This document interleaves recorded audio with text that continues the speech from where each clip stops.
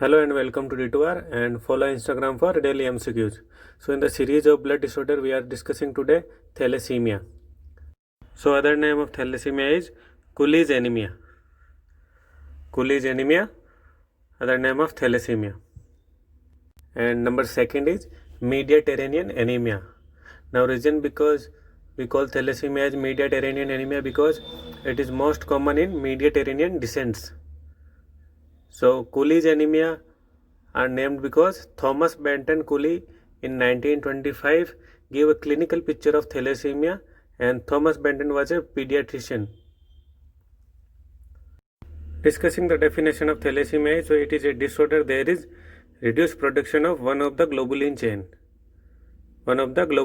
So as we discussed in sickle cell anemia video, there are two globulin chain. One is alpha chain and second is beta chains.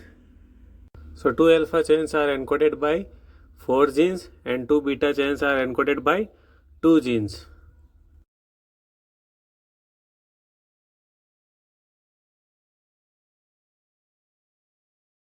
And alpha chain is related to chromosome number 16 and beta chain is related to chromosome number 11. So if deformity in alpha chain, it will be called alpha thalassemia, and deformity in beta chain, it will be called beta thalassemia. Alpha thalassemia is also called as minor and beta thalassemia also called major, which because beta thalassemia is severe than alpha thalassemia. Now coming to the clinical manifestation of beta thalassemia, so shortness of breath can be seen. Number first is yellow discoloration of sclera, which is because of bilirubin. Yellow discoloration of sclera because of bilirubin. Number two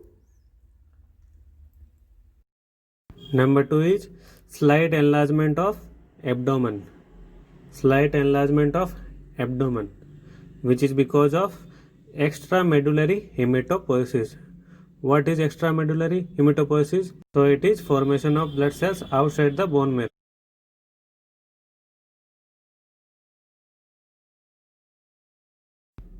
Extramedullary hematopoiesis takes place in liver and spleen, which results in hepatosplenomegaly, which is directly related to slight enlargement of abdomen.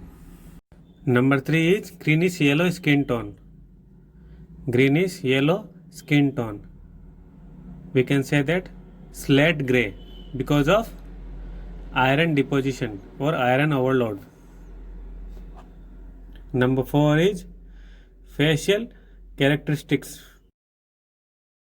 like frontal bulging, maxillary prominence, and maxillary prominence, and wide set eyes with flat nose. So these are the facial characteristics. Number 5 is ineffective erythropoiesis, which results into bone marrow expansion. Ineffective erythropoiesis, then bone marrow expansion. Number 6 is fever and poor growth. Number 7 is acute loin and groin pains. This is very important. Acute loin and groin pain with hematuria. Now hematuria indicates renal stone. Painful hematuria indicates renal stone. Number 8 is bleeding tendencies. Now let's look at the process how bleeding tendencies increases. Reason: iron overload in the body, then hematochromatosis. Now what hematochromatosis means? When hemosiderin start damaging body organ. What is hemosiderin? It is converted form of ferritin. Like start damaging organs like liver and spleen, and if liver is damaged, then coagulation factor will also be decreased. So how spleen will affect? Usually 1/3 part of complete platelet stored in spleen. So if spleen become enlarged, it will hold more platelets, which results into low platelet count into blood circulation. If spleen enlarged, it will hold more platelets, which results into decreased platelet in blood circulation. Number 9 is 3p sign. 3p sign can also be seen in diabetes mellitus. The reason of 3p sign in thalassemia because of pancreas is damaged. Reason hematochromatosis.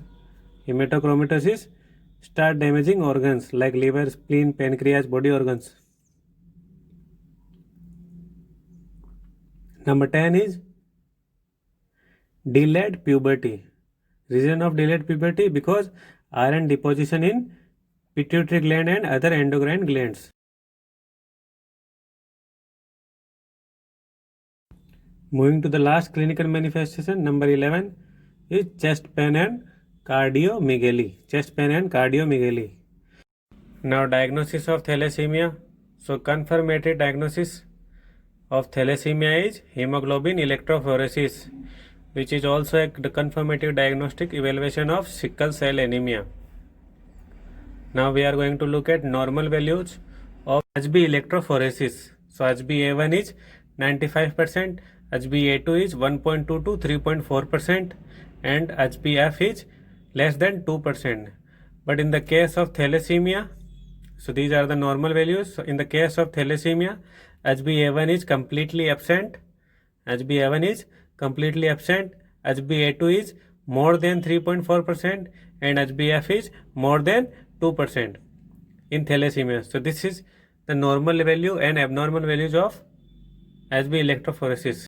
Other diagnostic evaluation are CBC, we will discuss later. Number 3 is RDW, which means red cell distribution width, which is going to be increased in thalassemia. Number 4 is PBF, peripheral blood film, microcytic hypochromic. PBF will show us RBC morphology, where in thalassemia RBC morphology is microcytic hypochromic. CBC decrease HB, decrease MCV, decrease MCH, decrease platelet, but initially platelets were normal. After splenomegaly, platelets were increased. In PBF, reticulocytes, which is immature RBC, will also going to be increased. Number 5 is HPLC. So HPLC is a quick and confirmative test also. It is a new test, HPLC, high performing liquid chromatography. It is a quicker than HB electrophoresis and confirmative. Number 6 is TIBC. Normal value of TIBC is 240 to 450 mcg per dl. Number 7 is TFT, thyroid function test. Number 8 is liver function test. Number 9 is CT scan and MRI. Number 10 is skull X-ray. And hair on end appearance will be found in skull X-ray. So now we are looking at the treatment of thalassemia. Treatment of thalassemia. So number first is blood transfusion to maintain hemoglobin level 9.5 to 10.5. We have to at least maintain hemoglobin level 9.5 to 10.5. So by giving 2-3 units of packed RBC every 4 to 6 weeks. We will give antipyretics and antihistamine to prevent transfusion reaction. Antipyretic and antihistamine to prevent transfusion reaction. Chelation therapy is also important for iron toxicity. And splenectomy. Before splenectomy, vaccinate patient by pneumococcal vaccines, Haemophilus vaccines, and meningococcal vaccine.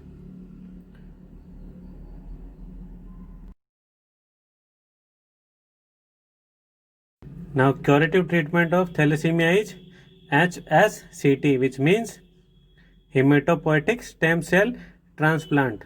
Hematopoietic stem cell transplant. Other management of thalassemia is genetic counseling, folic acid supplement, daily 5 mg, vitamin C therapy, 200 mg daily, vitamin C 200 mg daily, and vaccination before blood transfusion to prevent hepatitis B and hepatitis C. So vaccination is very important before blood transfusion to prevent hepatitis B and hepatitis C. Thank you for watching. Please subscribe if you like my teaching method and believe in yourselves. Your dreams will definitely come true.